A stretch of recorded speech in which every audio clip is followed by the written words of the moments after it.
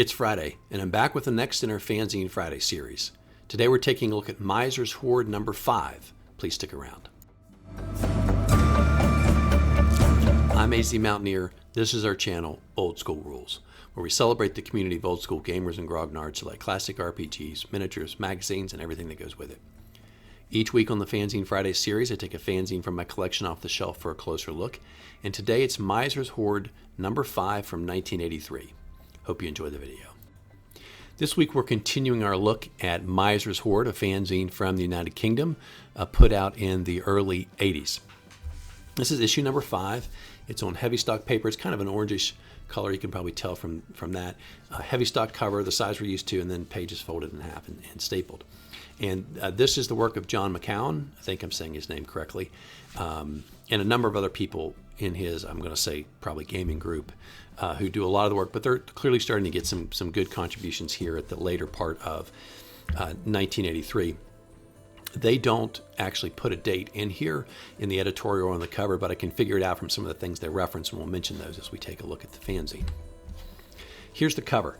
This art is, so there's an article in here about an upcoming supplement for Warhammer, and Bryan Ansell has written that as sort of a preview of some of the material that's going to be in that new supplement, and he's also provided the artwork here on the cover.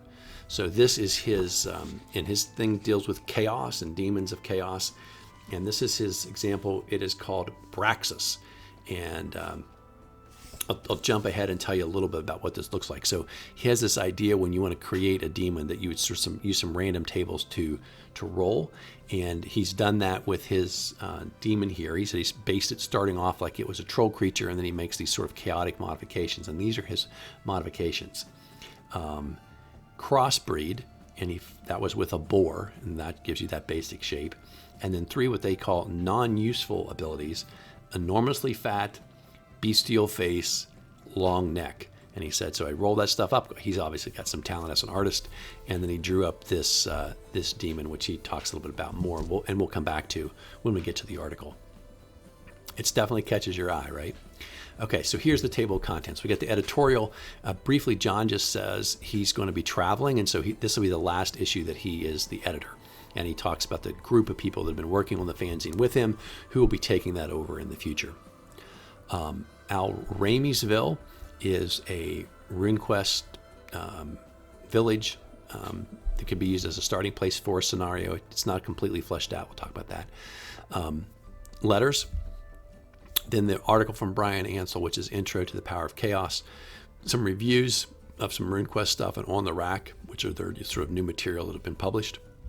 Rebels is a scenario. I can't tell for certain. I'm going to guess it's Traveller, because it's clearly not RuneQuest or D&D. It's well, we'll talk about it, but it seems like it's in sort of modern times, because there's a ship and looks like armed soldiers are involved, but we'll talk about that in a second. Open Forum, which is just a spot for some discussions. Taking the Initiative, which is more on Dungeons and Dragons, alternate idea for Dungeons and Dragons combat. And then Paraphernalia is a little, just some miscellaneous stuff they stuck in the end. And then the back cover has a crossword puzzle. So I like that quite a bit. Get myself out of the way here and talk about the contributors. John is here. He mentions, I think it's his brother Ian. McKeown is not. Bryan Ansell, and then Peter Walker. Nigel Castle is here again. He's focused on sci-fi, and he provides us the what I'm thinking is the Traveller article. John Watkins, who's got, among other things, that article on D&D combat. Brian Haunton, Richard Osborne, and then these are artists: Mark Hilditch, Paul Kershaw, and Phil Castle. Okay, let's jump into our content. So this is basically a RuneQuest town with an ogre as the leader. His name is Al-Rami, and that's why it's Al-Ramiesville. And they give you some background. It has an interesting thing that they have their own currency. I like this idea. So when you come to the gate, you have to do money changing to the local currency for anything you want to spend. And of course, they skim a little fraction of that off the top, for the good of the town. And then they have this, here's the town drawing, pretty decent. They get a decent amount of it sketched out, and the article is written as if this guard meets you at the gate and gives you a quick tour, which is an interesting idea to get players acclimated to a new town. So, and he does it in narrative fashion. Things that are highlighted here, he points out like, hey, here's where people live. Here are the different temples. Here are the guards. You don't want to go here. This is the prison where you'll have to come and see me if you get in trouble. Here's where different factions maybe live. Here's the inns or taverns you could go to. But I like that idea of having someone sort of official welcoming committee that gets you a little bit oriented, because otherwise, walking around this town could take forever to sort of suss out, right? And so that's maybe a pretty clever idea. It's interesting in the article, after this guy gives you the overview, and they give you a little bit of detail about one particular sect who lives in a sort of forested area inside the walled town, or I guess we'll call it walled town. And that's it. He doesn't really give you any information about anybody else. And it doesn't say it's going to come in a subsequent fanzine, so maybe that's just left up for a referee to do on his or her own. Then we have our letters in.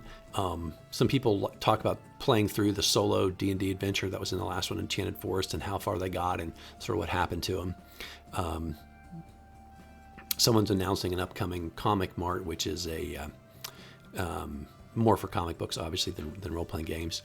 Then they get a random letter that's from a duck who died and knows a lot about ducks. I think that's RuneQuest reference pretty clearly. And a couple items of news. There's something called CCon 84, which is coming up in the spring of 1984. That's one of the ways we know this is back in 83. There's a new thing called the Fanzine Service Newsletter, and it's just a communication between zine editors. And then he mentions, and this is the other way we know the date, he says, please take a look at White Dwarf number 47, which we know came out in the late fall of 1983. And so here's the cover.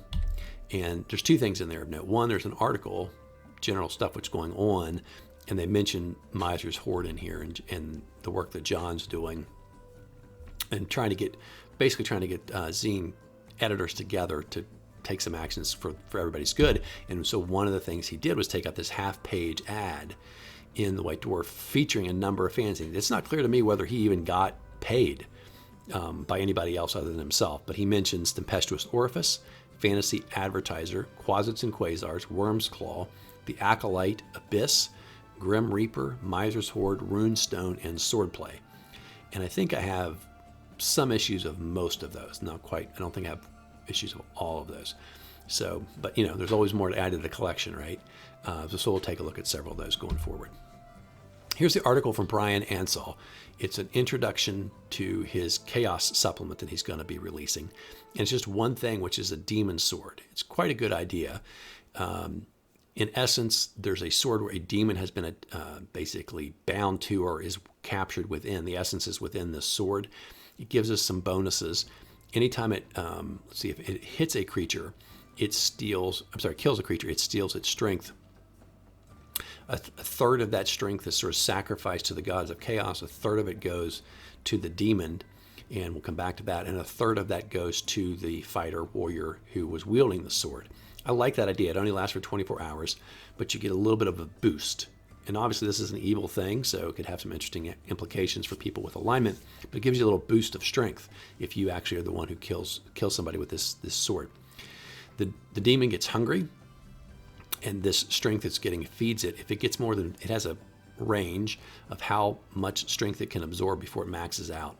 And if it does, all the abilities go away for 24 hours.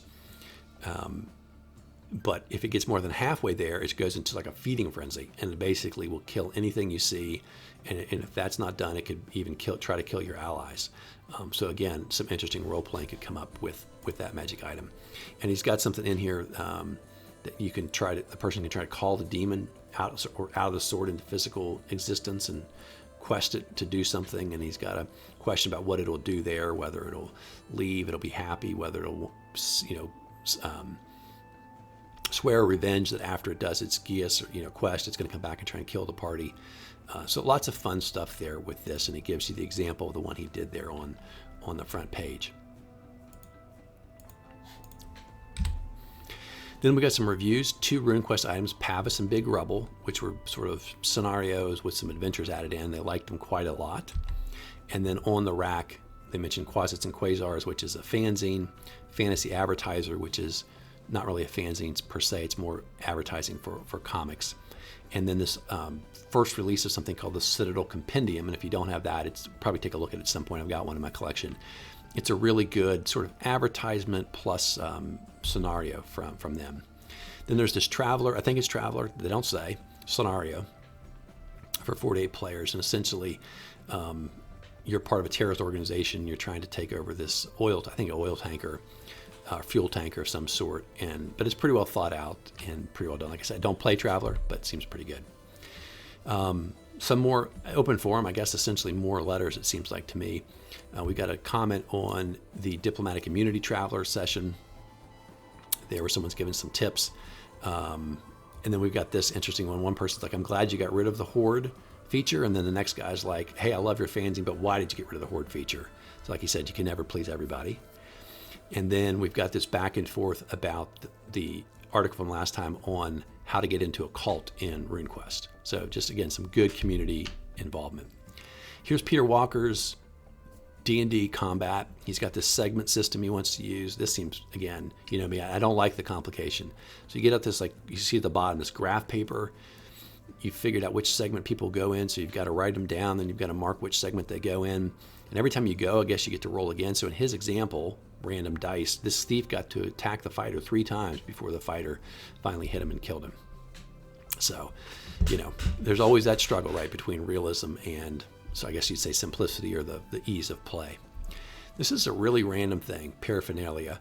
We've got a cool sword up here, they say that's from real life, where there was a lantern on the top. That's a clever idea.